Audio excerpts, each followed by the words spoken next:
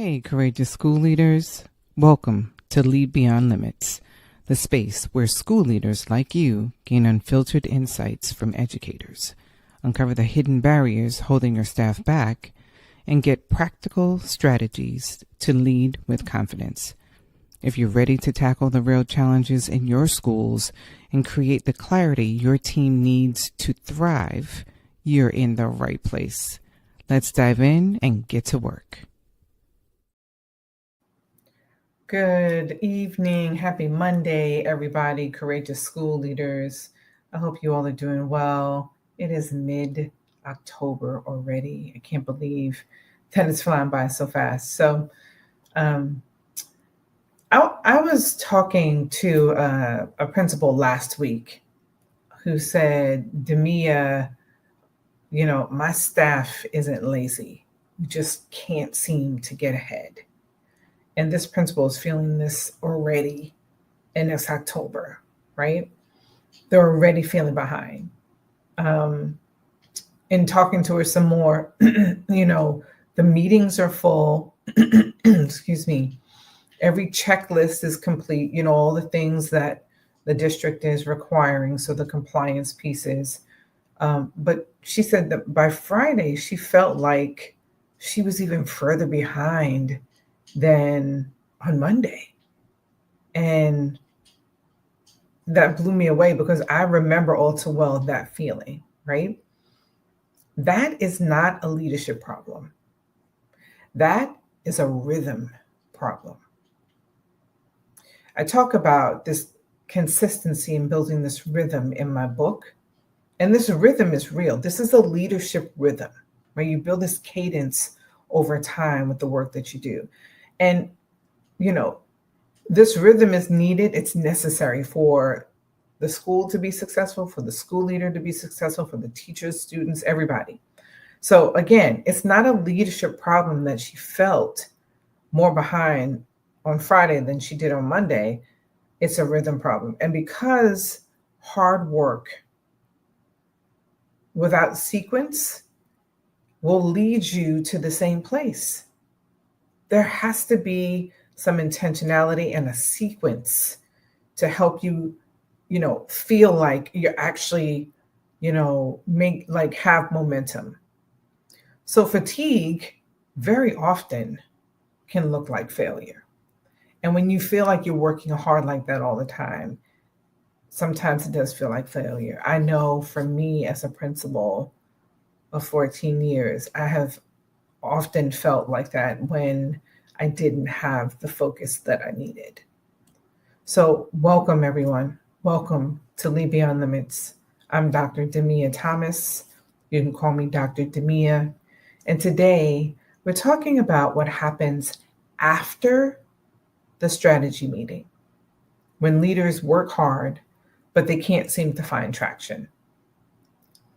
So for the past 4 weeks, 4 or 5 weeks, we wrapped up a Spark series, 5 moves designed to give you focus. But focus alone isn't enough. So if Spark is the framework, rhythm is the engine. That's where the clarity either sticks or it completely slips. Okay? Let's be honest about something here, okay? Let's keep it real. Most leaders, they don't wake up unclear. That's not what it is. It wasn't for me. We wake up overloaded. The day always begins with intention. How many of you, hit me in the comments, actually have your to-do, I like to call it TODO, but your to-do list the day before you, like when you're leaving work, you already jotted it down either on your desk calendar, in your mobile calendar that you have on your phone, or either some people carry an actual book calendar, which I carry. I have a mobile, a desk, and a book. I have all 3. So before you leave on Monday to go home, you start jotting down the things that you need to do on Tuesday. So the day always on Tuesday, that day always begins with intention. Then emails, supervision, a parent walks in, a facilities issue. There's a multitude of things that happen in a school day. and you end the week exhausted because you're unsure what you actually moved forward, right? What things on that list actually moved forward in the way you intended it to?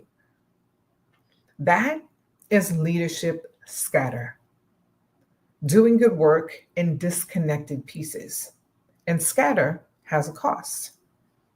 So, what's the cost, you ask? Well, it's time. Time you cannot get back, you can't reclaim it. It's staff who stop anticipating your next move. And it becomes a culture that equates busyness with progress, right? So when I say leadership rhythm, I don't mean another checklist. Lord knows school leaders have way too many checklists and compliance checks and all those kinds of things already.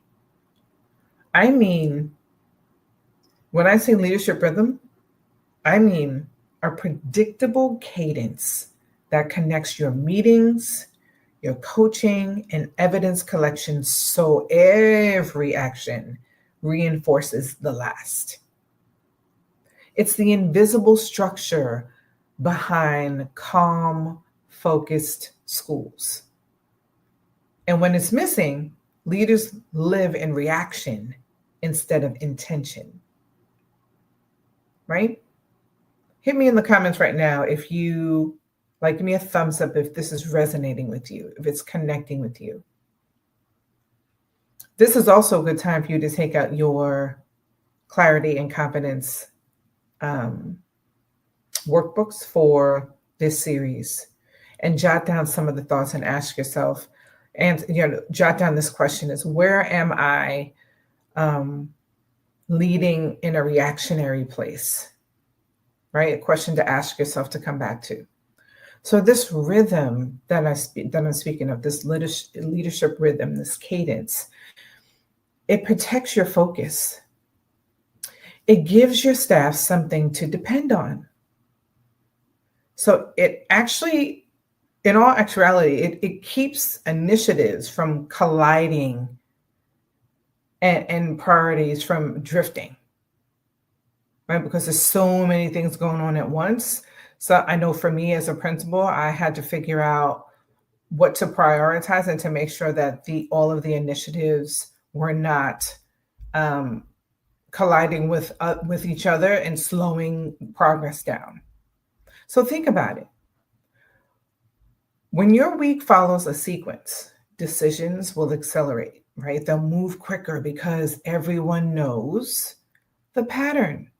Everyone already knows the pattern. So if everyone knows the pattern, everything's moving. That is not control, that is clarity. And I've had conversations with some school leaders who feel like, oh, they don't want to micromanage, they don't want to, control everything that, their leadership team is doing. But if the leadership team is unaware of what's expected, right? And if they can't anticipate, if they can't, if they don't already know what the pattern is, then nothing is moving.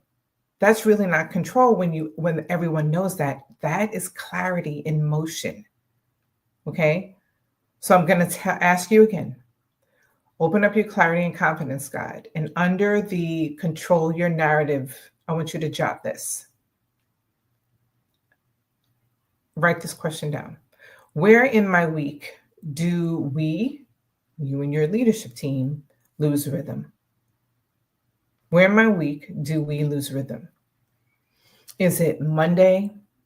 That Monday planning that never sets direction?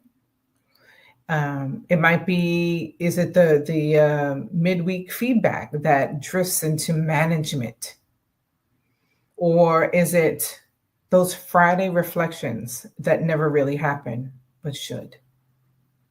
So when you're naming where that gap is, where that leak is, it shows you where your clarity is missing, where it's escaping, okay? So think about those questions and really reflect on them and take them back to your leadership team and have a conversation around it, because this is mid-semester of the first quarter. Actually, this is mid-quarter then, right? Because, well, actually, no. Yeah, it is actually for some schools. This might be mid-semester for some schools. So, consider this. Working without rhythm doesn't just waste time.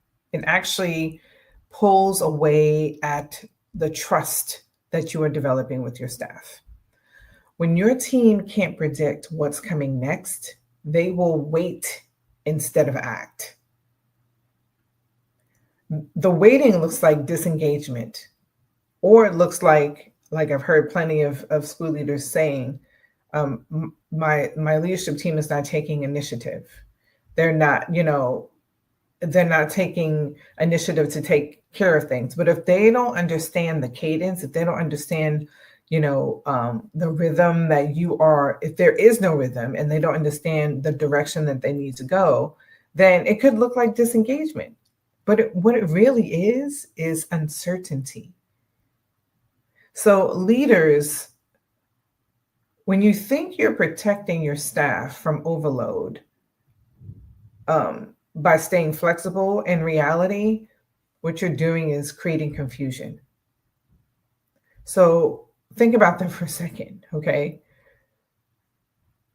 Because you don't want to give too much, that thing that you're giving, where is it or what is it connected to with all of the priorities or initiatives that you have? How this is how you're preventing them from colliding when you understand those things that you're doing, where those initiatives lie, and they understand where they lie and the path they have to take to complete that task, right? Because there are multiple things that we all do in a school. So when you are protecting staff from overload, by saying flexible and saying, "Oh, well, I'm gonna let them do this and do that," you're really creating confusion. If they're and again, this requires a conversation. So consistency feels like relief, right? Not this whole idea of being rigid. So I want you to please consider that too. So now I want you to turn to your clarity and confidence guide and turn to lead with confidence. Excuse me. And I want you to write, which leadership behavior, if consistent for 90 days, 3 months, would change how our team works? So which leadership behavior? Maybe it's feedback follow through. Maybe it's sticking to your meeting cadence. That's your first anchor for building a rhythm, right? So consider this for a second. You may hear, if you're thinking, we don't have time for rhythm. I would say that rhythm doesn't take time. It saves it by cutting rework that you have to do and re-explaining. And if you're thinking every week is different here, I would say to you that that's exactly why you need a baseline sequence. So change doesn't cause confusion and chaos, right? Everyone's really clear, even when the changes do come around, because there's a baseline rhythm. You may even be saying, you know what, my team is just tired. They're tired of new systems, tired of new initiatives, and I get it because I was tired of them too. I would actually say to you that then stop adding any new ones, right? This is what you already do. Sequence is what you already do. Think about what you do in your day. Think about what you do over the summer. When you are looking at curriculum, even though your district gives you a guide and a sequence, you look at it, or you should be. You're looking at it. You're creating a sequence for when instruction should be happening in specific units and standards and things of that nature. You're creating a sequence for your leadership team meetings. When are they occurring? What are the topics that need to be discussed based on the focus that you have for the school? You're creating a rhythm for your collaborative planning periods with your grade levels and content level teachers. that those are sequences and systems that you already have built. So this is nothing new. You're already doing it. It's not an add-on. That's the beauty, right? Consider for a second. Go to your Clarity and Confidence Guide, and I need you under the Build Your Legacy section. I want you to write, if leadership rhythm were predictable, our culture would. Think about that and finish that sentence. Share it with me in the comments. Let's keep the conversation going. And take these questions and sentence stems, these reflective statements, back to your leadership team and have a conversation. Get an idea of where everybody is and what they're thinking and feeling right now as it relates to this.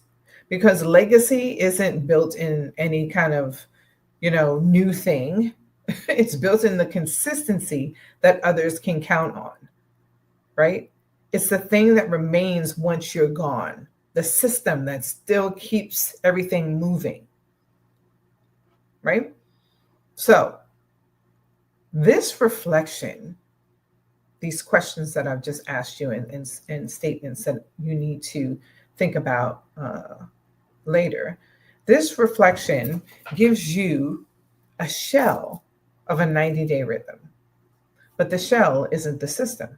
Okay, let's make sure that that's clear. And again, when I say system, this is something that you are already doing. It just needs refocus so that it's clear for everyone. In the Clarity Now Masterclass on Saturday, October 25th at 10 a.m. Eastern Standard Time, we'll take this outline and shape it into a 90-day clarity map. One that sequences your leadership moves and protects your time and gives your staff visible direction. Again, this is not anything new. You're already doing this. Now it's just putting it into a shape and a sequence. So, registration is open. The investment is only $47 because this is the how.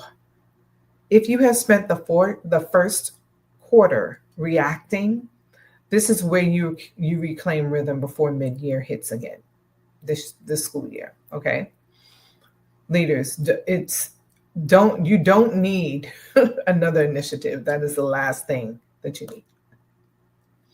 You need a structure that makes your strategy sustainable. So, hard work without rhythm will always cost more than clarity. You deserve to lead with calm, not trying to catch up, not trying to catch up to your to-do list, right? So next Monday, we're going to close this bridge with a live session called Clarity or Confusion, what the next 90 days will cost you. So until then, I want you to stay steady, stay clear, and keep leading beyond limits. See you next week.